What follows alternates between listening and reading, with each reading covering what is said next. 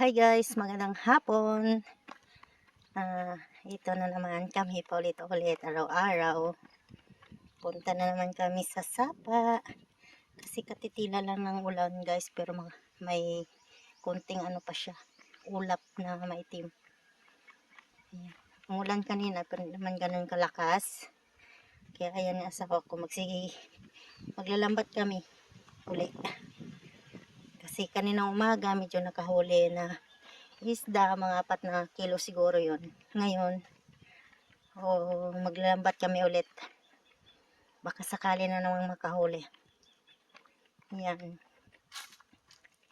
Sama na naman namin itong aming alaga. Yan. Pwede na kami magtanim ng mais guys. Kasi medyo nagtuloy-tuloy na yung ulan.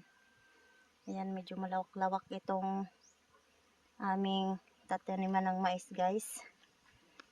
Hinintay lang kasi namin na talagang umulan ng husto. Kasi ipapatraktor na namin to. Saka tataniman na ng mais. Hinintay lang kasi namin yung traktor na pupunta dito para makapagtanim na ng mais guys. Ayan ang tatanim simula doon sa dulo. Doon papunta dito. Sa dulo din. Sa dulo. At nagtanim pala kami kahapon ng kamote. Hindi na ako nag-video guys kasi lobat tong cellphone. Mabilis lang malubat yung cellphone namin guys. Ayan. Medyo hindi naman ganun kalakasan yung ulan pero okay na rin.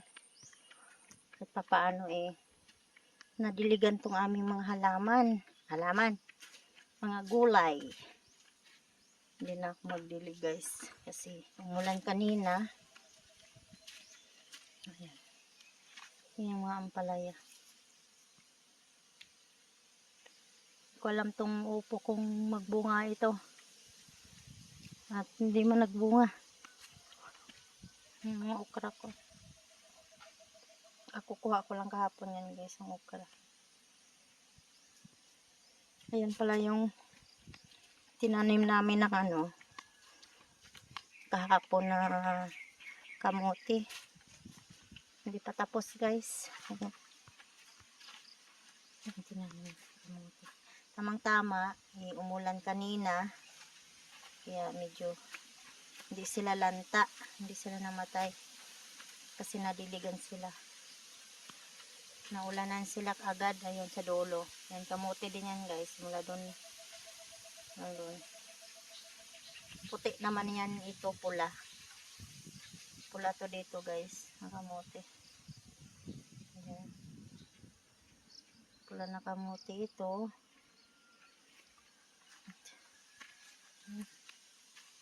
Pula na kamote ito. At yun ay puti. Puti naman na kamote yan. Ito tataniman ko rin to banda dito kaso may okra pa kasi. Sayang naman nagbubunga din siya kahit papaano. Ayan. Yan natin itong ampalaya. Yan yung sinasabi ko sa inyo guys na yan nagsisira sa parang langaw na yan. Yan nagsisira sa mga bunga ng ampalaya. Yan yan. Uy.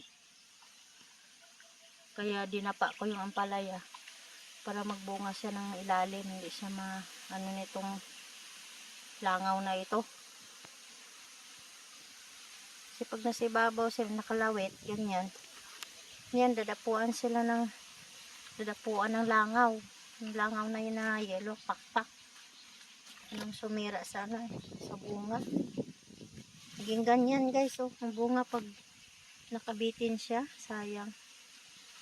Kahit anong spray namin nito guys, ganun pa rin talaga. Yung ganyan pag nakabitin, yan yung mga langaw na kaya dinapa naman sa lupa. Yan.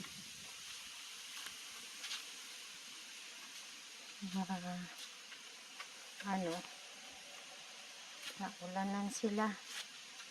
Kaya di na kailangan ng diligan. Dito tataniman ko rin to ng kamote dito guys. Ito, yung saka yung sa dulo. Ito naman mani to banda dito guys. Pero yung dulo niyan walang tanim. Yan tataniman ko yung dulo nitong mani. At saka dito. Ito hanggang doon sa tabi ng kamatis. Yan ang tataniman namin. Sana yung asawa ko. Pumunta na yata doon. Pumunta na yata siya doon saan.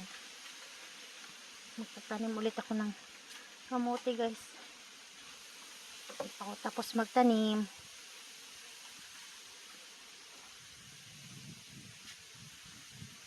Ang kamote ko dito na tinanim nung sagsagan kasi yun ng ng init. Kaya tanggal yung mga dahon. Pero magbuhay naman siguro to. Init kasi nung tinanim ko to eh. Nandun na yung asawa ko guys. So, yan. Gano'n na. Ayan. Nandun na yung asawa ko guys. Kasi medyo tumaas konti yung tubig. Kasi umulan niya siya ng halos 3 gabi na ulan. Naglalagay siya doon ng lambat. Titingnan niya muna kung hindi masyado maagos. Ayan siya. Medyo tumaas konti yung tubig guys. Tumaas siya konti. Ayan. Kasi dati doon, banda doon. Yung may na yan, parang damo. Yan nakikita yung dyan guys. Nakikita yung lupa. Ngayon wala na. Hindi na makita yung lupa. Ibig sabihin tumaas yung tubig.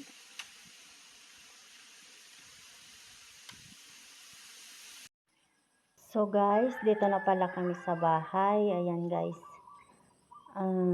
Ayan yung mga tanim namin na alugbate. Ayan, medyo madami-dami na yung dahon niya. Ayan guys. Nilagyan ng asawa ko ng yung aakyatan nila. Ayan, yung aking gabi. Medyo hindi maganda ang kanyang kalagayan. Tapos, pupunta tayo guys sa aming alagang rabbit.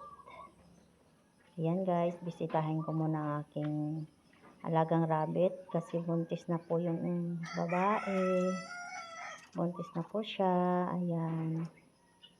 Hinihingi ng pagkain yan sila. Pero sabi kasi nila, wag lagi pakainin kasi na high blood. Kaya bigyan ng pagkain pa konti-konti lang. At saka lagi lang lagyan ng tubig. Kasi mahilig sila uminom ng tubig. Ayan. Ayan sila. Ganyan yan, pasalapitan mo. Hinihingi ng pagkain. At maganda ng panahon sa amin ngayon. Ayan. Hindi kagaya kahapon na makulimlim.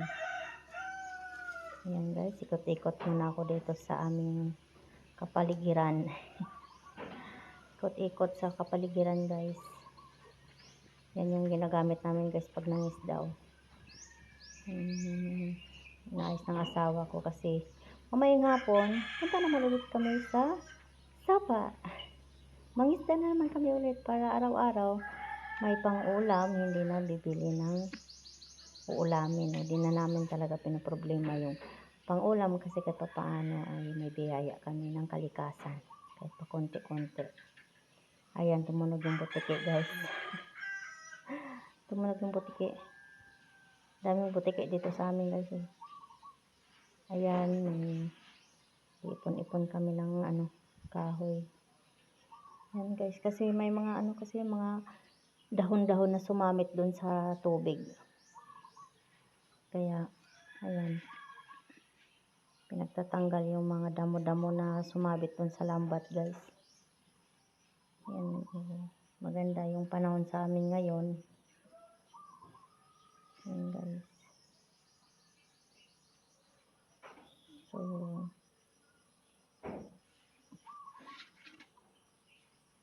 ayan yan. Ayan yan. Ang aking mga tanim. Ang aking mga tanim guys. Pasok muna ako dito sa loob ng bahay namin guys. At nagka-charge yung aming solar. I-charge ang aming solar. Charge yung solar namin. Tapos natin sa loob.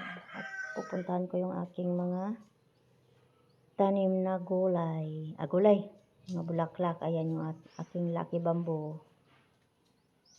At titingnan ko yung aking mga halaman dito sa labas. Kung kailangan na diligan or hindi. Kasi bihira ko lang to dinidiligan guys. Kasi sabi nila huwag masyado diligan. Kagaya na itong katakataka ko. Lalaki ng mga dahon. Saka diligan pag medyo tuyo na talaga yung lupa. Kasi nalalata daw yung mga ugat nila.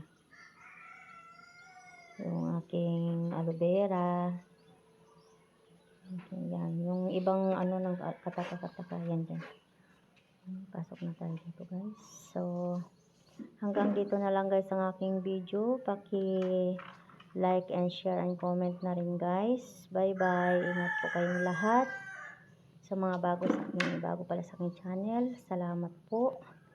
At paki-subscribe. Salamat sa walang sawang panonood. Kahit hindi naman ganun kaganda ng aking mga video. Nandyan pa rin kayo nanonood. Salamat. Talaga salamat. At sa mga subscribers ko. Salamat sa inyong lahat. Salamat. God bless. God bless you.